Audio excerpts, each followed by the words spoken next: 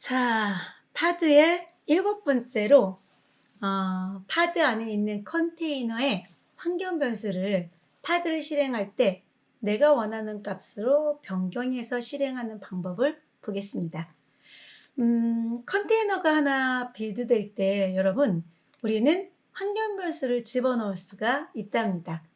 자, 예를 들어서 볼게요. 엔진엑스 컨테이너를 예로 본다면 엔진엑스 컨테이너에 도커 파일이 있어요. 실제 엔진엑스를 만들 때 그 도커 파일, 거기 안에는 env, 엔진엑스 버전은 버전 번호, 그리고 env, njs 버전, env는 환경 변수 이름의 밸류입니다. 그러면 컨테이너가 빌드된 후에도 뭐가 되냐면 엔진엑스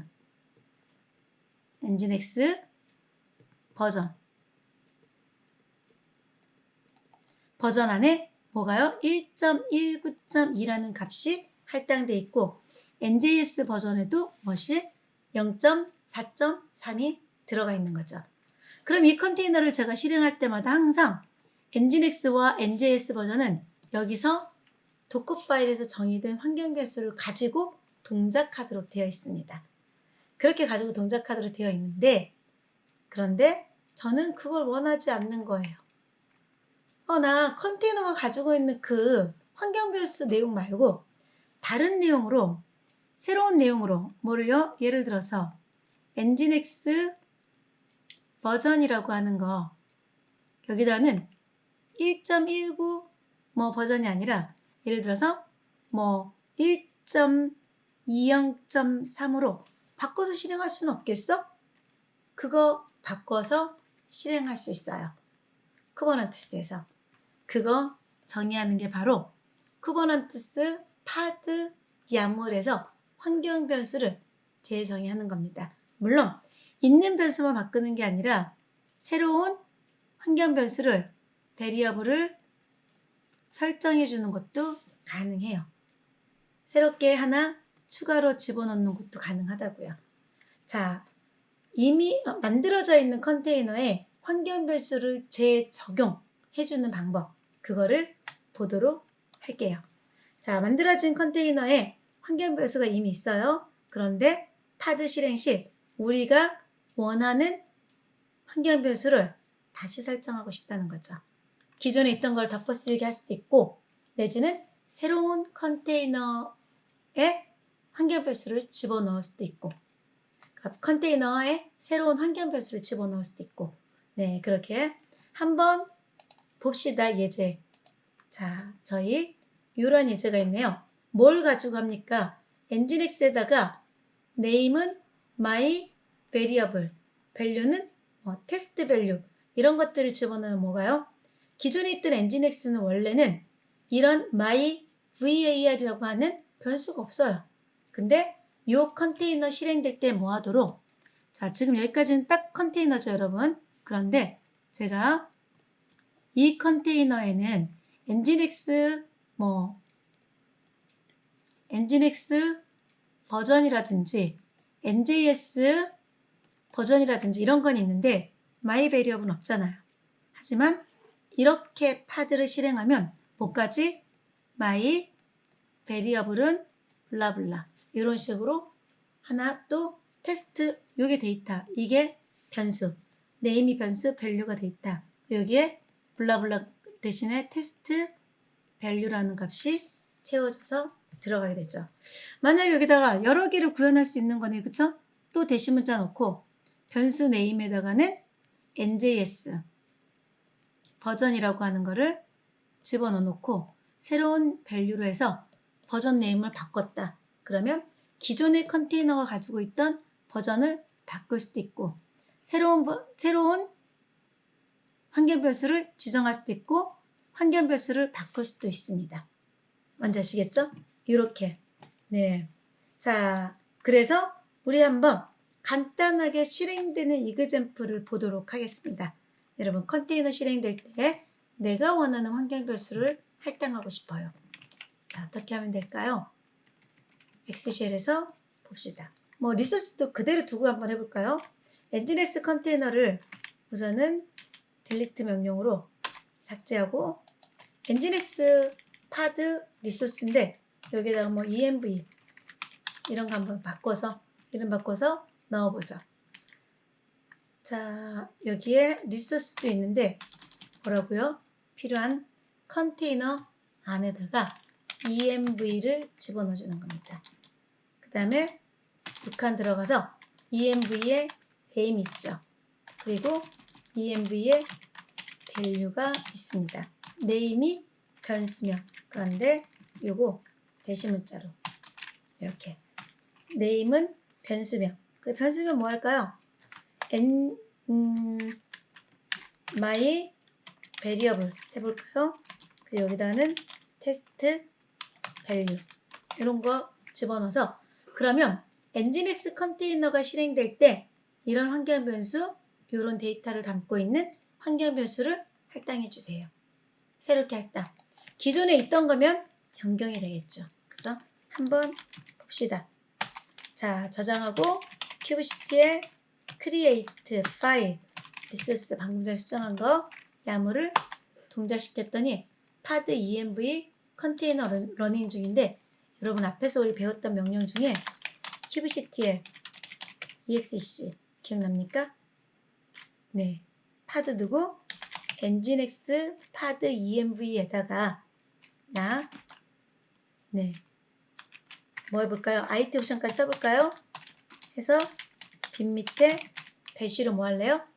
연결해서 들어가는 거죠.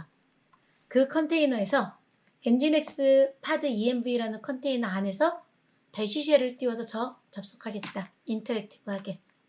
이 명령을 넣어주면 여기는 어디? 엔진엑스. 여러분 제가 여기서 env라는 명령 실행하면 뭐죠? 컨테이너의 안에 있는 환경 변수 보여달라는 거죠. 뭐뭐 있어요?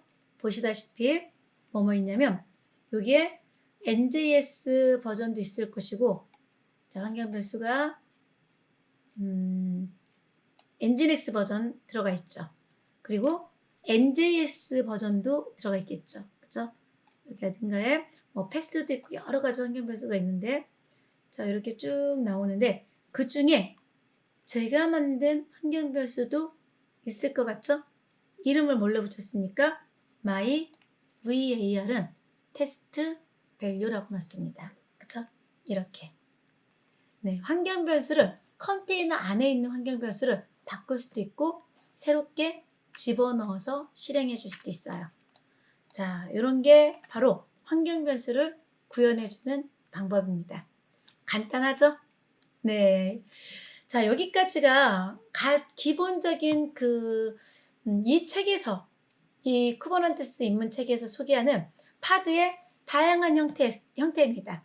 책에서는 간단하게 설명 위주로 되어 있는데 저희는 이그젠플의 여러 가지 응용하는 방법들까지 보느라고 시간이 엄청 오래 걸렸어요. 근데 여러분 파드를 어떻게 구현하는지가 시작입니다. 파드를 어떻게 구현하는지가 시작이기 때문에 그 시작을 잘 알아두셔야지 되겠죠. 그래야지 이제 파드를 가지고 이렇게도 만들고 저렇게도 만들고 마운트도 하고 뭐도 하고 여러 가지를 할 거 아닙니까? 그죠? 오늘 배웠던 거를 여러분 절대 잊지 마세요. 그래서 가장 기본적인 파드를 만들어서 실행하는 거. 그 다음에 또 뭐 이닛 컨테이너를 가지고 파드를 생성해 주는 거. 내지는 멀티플 파드를 만들어 주는 방법. 거기다가 또 리소스를 할당해 주는 거. 네, 그리고 스태틱 파드를 구현해 주는 거. 그리고 지금처럼 환경 변수를 컨테이너 내부에 있는 환경 변수를 바꿔가면서 파드를 실행해 주는 거. 자, 엄청 많이 배웠습니다. 그죠? 이제 책의 마지막 파트에서 소개하고 있는 자, 우리 컨테이너 파드를 다시 파드를 실행하는 패턴 세 가지를 보겠습니다. 자, 교재랑 같이 해서 묶어서 보시면 좋을 것 같아요. 책의 설명이 워낙 잘 나와 있으니까 그렇게 보시면 좋겠고요. 파드 구성 패턴 세 가지 종류입니다. 뭡니까? 파드를 어떻게 만드냐에 따라서 이렇게 세 가지 형태의 패턴으로 구현할 수 있어요. 라는 정의예요. 정의. 네, 그냥 우리가 봤던 뭐죠? 멀티 컨테이너 파드. 파드 안에 이렇게 표현해 볼게요. 파드 안에 컨테이너가 하나, 둘. 하나는 뭡니까? 웹 서버 컨테이너입니다. 이거 웹 서버예요. 그러니 뭘 만들어내요? 로그를 만들겠죠. 로그를 만들어서 어딘가에 저장을 하면 그 로그를 가져가서 누군가는 분석하거나 작업을 하겠죠. 이렇게 로그를 만들어줘야지만 실행할 수 있는 형태의 파드. 이걸 가지고 뭐라고 부른대요? 사이드카 파드라고 부른대요. 또는 사이드카 컨테이너라고 부른대요. 아, 이런 패턴도 있구나. 누군가는 만들어내야지만 그걸 가지고 가공할 수 있는 그런 형태. 단독으로 혼자서는 움직일 수 없는 파드 형태.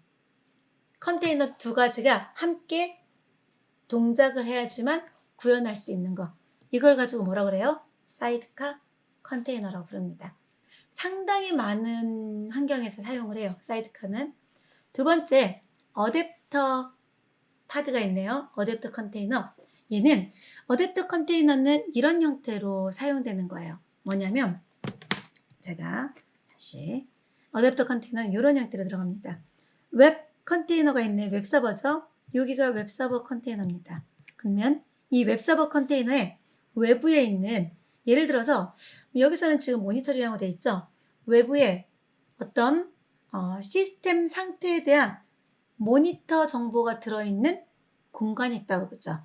여기 있는 정보를 여기 있는 어댑터가 받아와서 누구에게? 웹서버에게 전달해주면 고객의 UI를 통해서 또는 관리자의 UI를 통해서 얘는 UI를 제공해주는 아이예요. 실제 데이터는 누가? 요 컨테이너가 받아서 전달해주는 거죠. 그래서 중간에 무슨 역할? 어댑터 역할을 해줍니다. 진짜는 여기 들어있으니까. 요 모니터링 정보를 요 컨테이너가 받아서 웹 UI로 송출을 해주면 웹 UI의 포트를 통해서 외부에서 볼 수 있도록 그렇게 지원해주는 거 가지고 어댑터 파드 또는 어댑터 컨테이너라고 합니다. 이런 형태도 있네. 안에서 자기들끼리 통신하는 게 아니라 밖에 있는 데이터를 가져와서 서비스하도록 컨테이너 안쪽으로. 그게 어댑터. 세 번째,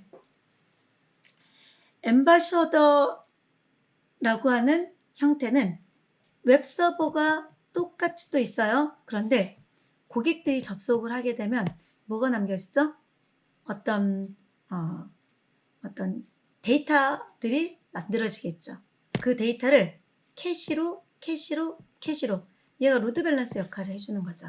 그래서 필요하다면 어떤 프로덕션으로, 테스트로, 로컬로 필요하다면 분배시켜서 분산시켜서 보내주는 그러한 컨테이너.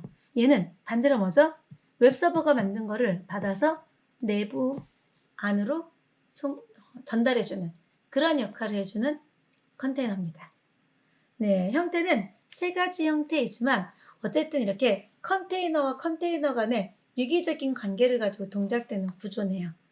실제 컨테이너 하나만 가지고 동작되는 파드들보다는 이렇게 컨테이너 여러 개를 가지고 동작되는 이런 형태의 파드들이 훨씬 더 많이 실무에서는 사용됩니다.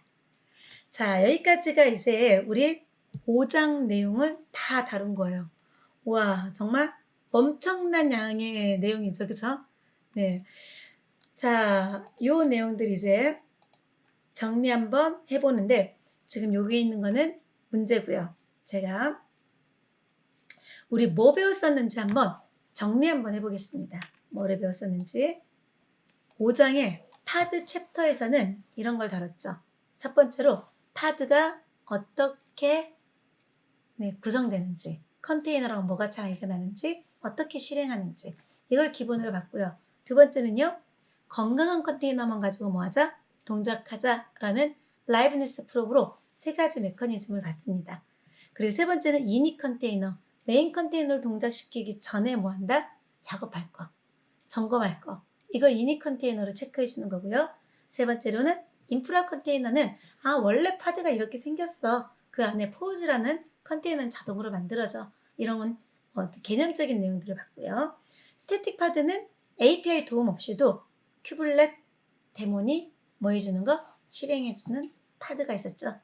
자, 위치 기억 잘 하셔야 됩니다. 어느 디렉토리에 놔야 되는지. 그게 환경 설정 컨피그 야물에 따라 달라질 수 있다는 거 확인해 주시고요. 그리고 파드에다 리소스 설정해 주는 거는 운영 환경에서 굉장히 중요합니다. 보안과 관련돼 있다고 말씀드렸습니다. 리퀘스트 리밋 구분하는 것도 알아두시면 좋겠죠. 환경 변수 세팅하는 거 운영 환경에서 이것도 상당히 많이 쓰죠. 컨테이너 빌드할 때는 이 값으로 환경 변수 정의를 했지만 실제 운영 환경에서는 달라질 수 있거든요. 그럼 그때마다 유연하게 대처를 해줘야 되는데 그게 바로 환경 변수를 통해서 실행 시 값을 변경시켜주는 방법, 그런 방법을 통해서 실행해 줄 수 있습니다. 자, 마지막으로 파드를 구현하는 패턴 3가지에서 실제로는 멀티 컨테이너 파드를 많이 쓰더라. 그것도 3가지 타입으로 많이 사용하더라. 이렇게 정리를 했습니다. 자, 여기까지가 이제 5장에서 다루는 내용이고요. 자, 여러분에게 제가 문제 하나를 내볼게요. 이것도 여러분, 자, 요 영상을 본 유튜브 영상 아래 이렇게 코멘트로 넣어주시면 제가 확인해서 볼 수 있을 것 같습니다.